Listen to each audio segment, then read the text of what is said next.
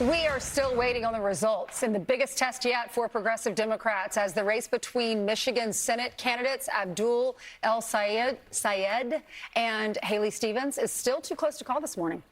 Meanwhile, in Missouri, DSA candidate Cori Bush losing her comeback bid against incumbent Wesley Bell. Madeleine Rivera joins us live from Washington with the details. Good morning, Maddie. Hi, good morning. That's right, guys. It's hard to overstate the importance of the races in Michigan. The contests reflect the larger ideological battle waging within the Democratic Party. The marquee race in the Wolverine state, the Democratic primary for Senate, remains too close to call. Far-left candidate Abdul El-Sayed is leading establishment-backed Haley Stevens by a little more than a percentage point. Both believe they'll each emerge victorious. Whatever happens tonight, we have a responsibility to assure that we unite to make sure that Mike Rogers never sees the inside of the U.S. Senate. If we are going to win this thing, which we are, we are going to have to get ready and show Mike Rogers what a little stick it to him looks like. Although the race has not yet been called, State Senator Mallory McMorrow is already congratulating and endorsing El-Sayed. McMorrow's name appeared on the ballot yesterday, even though she withdrew last month. In the House races, candidate Donovan McKinney, who's backed by the Democratic Socialists of America, is leading incumbent Sri Thanadar by about 3 percentage points in the Democratic primary for the 13th congressional district. The race has split Democrats. House Minority Leader Hakeem Jeffries backs Thanadar as progressives support McKinney.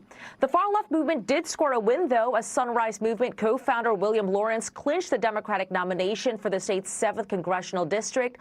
Lawrence beat 2 establishment Democrats, including one backed by Senator Elisa Slotkin. But in Missouri, progressive candidate Cori Bush fell short of trying to reclaim her seat in the state's 1st congressional district. Wesley Bell, who defeated Bush in the 2024 primary, won the rematch. DSA National Co-Chair Megan Romer is reacting, saying in part, "We're heartbroken over this loss and heartbroken over the fact that AIPAC and other special interest groups can still buy elections unfettered. But we know that the thousands of doors that Cori and her team of supporters knocked weren't in vain. They're building toward a stronger, more coherent movement to fight against fascism." Meantime, John James clinched the Republican nomination for Michigan's governor. James was backed by President Trump, and he will face Secretary of State Jocelyn Benson in November. Guys, back to you. All right, thanks so much, Maddie. Of course. So the big race everybody's watching between El-Sayed and Haley Stevens is too close to call at the moment, with more than 95% reporting they're separated by barely a point.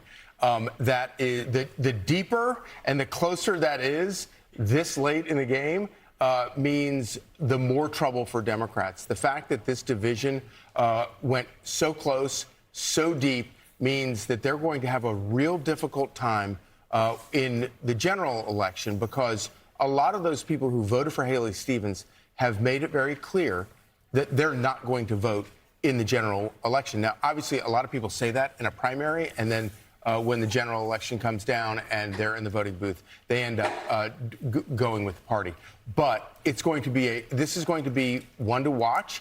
We saw 2 years ago remember the uncommitted vote in the primary, where you had a lot of people who were very upset about Gaza refusing to participate in the primary because they didn't want to give any sort of green light to Joe Biden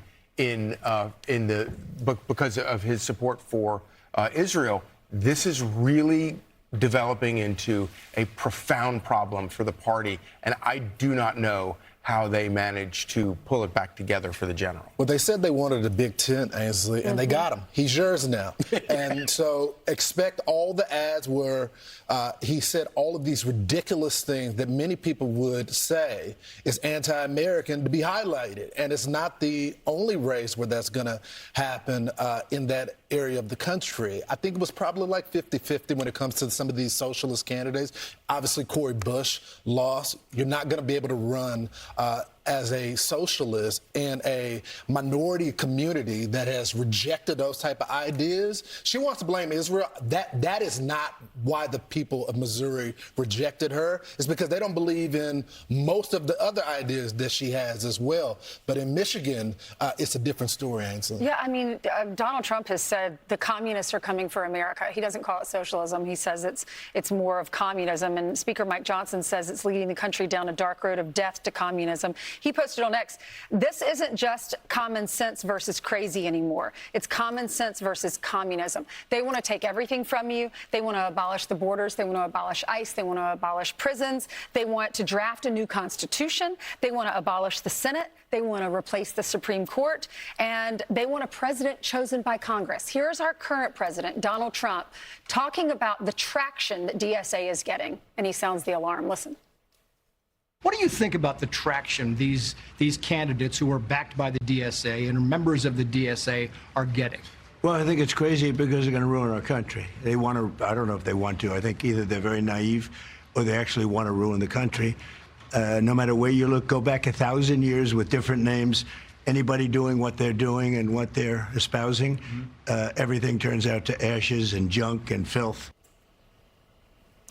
The problem is there's a segment of the country that wants this. I think Republicans would be wise to not just say that the country as a whole is going to reject this. These kids have energy, and if you may identify on the right, your kids may identify because of the hopelessness, because of the environment that's in this country right now. People feel like they can't afford things. Yeah. Exactly. People feel like they can't get a house, and they want to take it from their neighbor. They're not from the generation that you had where you said hard work and you can have access to the American dream. So it's going to be important for Republicans not to just say that they're crazy, but provide a solution to them. You're right. You're right. And remind people that the Democrats are the ones who allowed millions of illegals into the country. Right. And if you're wondering why you can't afford a starter home, it's because you're competing with millions of illegals in the country who are competing for the exact same homes.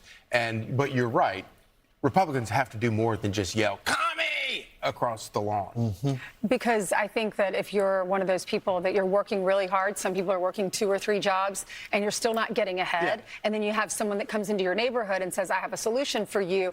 I will let the government pay for everything. You won't have a mortgage anymore. You won't have bills anymore. And they're saying, oh, well, what's happening now isn't working, so maybe I'll try that. Maybe I'll vote in that direction. I think it's a little bit of that. I also think it's a little bit of it's kind of the cool thing to do. They're attracting a lot of younger people because they aren't educated on what communism or socialism looks like. Never estimate how much support one can get when they speak to the pain of different Americans, even if it's a crazy idea.